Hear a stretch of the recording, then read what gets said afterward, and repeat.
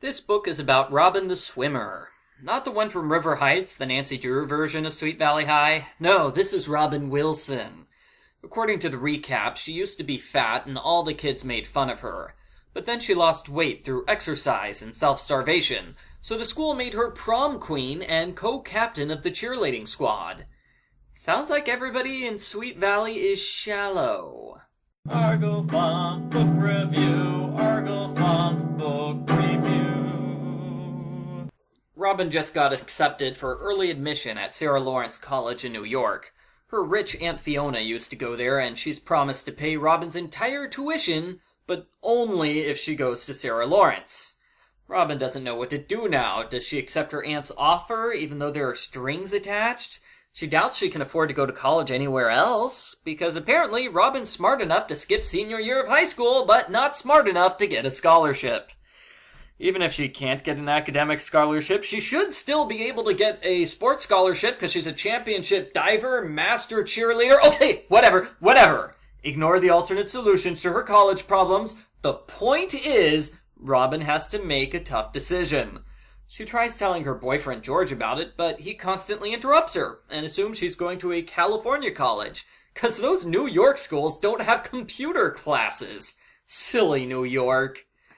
In the subplot, Jessica babysits for a college student named Alex Kane. He is super hot and Jessica instantly falls in love. Since he's a music major, she decides to get his attention by learning how to play the recorder.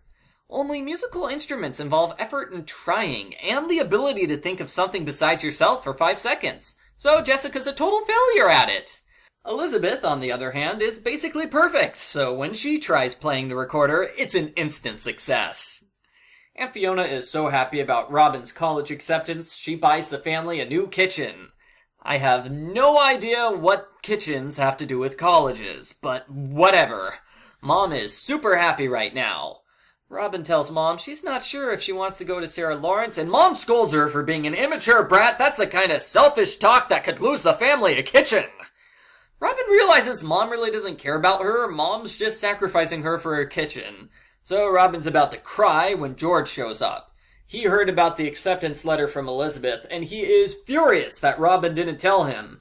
They get into a big fight, and Robin feels even worse about her life now. Robin wonders who told George about the letter. Well, only Annie and Jessica know, and clearly Jessica's responsible, because she's a horrible person who makes a habit of destroying other people's lives. Plus, Jessica has a grudge against Robin for stealing the prom queen title away from her. Now, don't worry, Jess, there will be like 5 other proms before this series ends. Trust me. Anyway, we need to milk this drama cow for all it's worth. So Robin ignores the obvious culprit that is Jessica, and instead she accuses her best friend Annie of blabbing. So drama ensues. Annie is furious, and the cow is pleased. Robin can't concentrate on her life anymore, so she starts doing badly in school and in diving. Her coach warns her she could lose the big diving match next week if she doesn't improve. Back with the twins. Jessica tries hitting on Alex, but what do you know? He hired her to babysit, not to flirt with him. Meanwhile, Elizabeth sneaks into Jessica's room and secretly plays her recorder. She feels super guilty for going behind her sister's back like this, but she doesn't feel guilty enough to tell the truth. And here I thought she was supposed to be the good twin. Jessica finally gets Alex's attention by pretending to faint. He starts asking her out on a date, but then he mentions he's going to school in New York for 2 years. Jessica spazzes out because no way is she committing to a long-distance relationship. She looks at her watch and says, "Oh no, I have to go, it's time for me to leave," and whoa, continuity error! Jessica doesn't have a watch.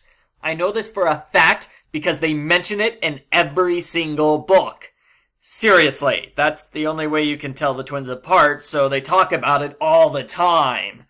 Speaking of the twins being identical except for watches, somebody really needs to tell the cover artist they have the same exact hairstyle.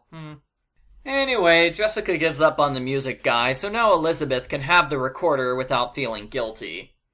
Aunt Fiona shows up, and she's just as controlling and condescending as you'd expect. She says stuff like, "Glad to see you're not fat anymore, Robin, but please, you do diving? What a waste of time and energy. And you use computers? Obviously, computers are a fad. Mark my words, once 1990 comes around, nobody will use computers anymore. Robin gets into a fight with her aunt when she says she hasn't made a decision yet. Her aunt is awful about it, and Robin runs away crying. George tries to console her, but she realizes he also has an agenda for her. This problem is resolved when George talks to Elizabeth. She helps him realize that he's a controlling monster, a major scumbag, because he doesn't want his girlfriend to break up with him and move across the country. Yeah, George, that's totally unreasonable. You're a jerk. Why don't you support Robin for a change? You're the worst. Robin starts doing badly at the diving competition until George convinces her family to show up to support her. I have no idea why they weren't doing this already. Robin is so inspired by everybody's support that she does super well and wins. And Fiona's so impressed, she decides to pay Robin's college tuition no matter where she decides to go. Robin makes up with Annie and George, and she decides to enjoy the rest of her year at Sweet Valley High. Unless they can think of another tragedy for her to go through in a later book, in which case her life is going to be ruined again. The end. Post-book follow-up. This book was okay. It's a quick read for all the binge readers, and the plot is pretty standard for the series.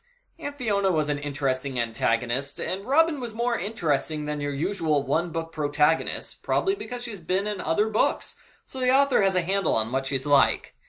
Or not.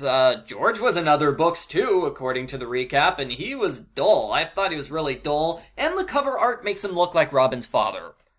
The subplot with Jessica was amusing. I'd much rather see her fail humorously than see her plot evil schemes that ruin people's lives. We only got a little bit of the evil Jessica when Robin fought with Annie.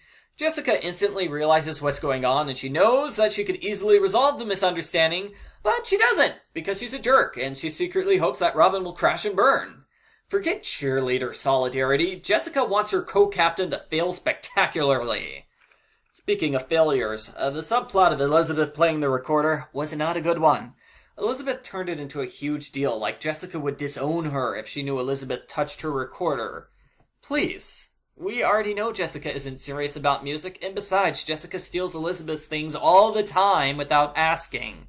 The book tries to build this drama into something it's not, then proceeds to unceremoniously brush it aside when it's no longer needed. It didn't work, and it was probably the weakest part of the book. Good thing there wasn't too much of it. Overall, a perfectly fine entry into the series. If the entire series was like that, I'd enjoy these books more. I give Sweet Valley High number 46, Decisions, a 6 out of 10.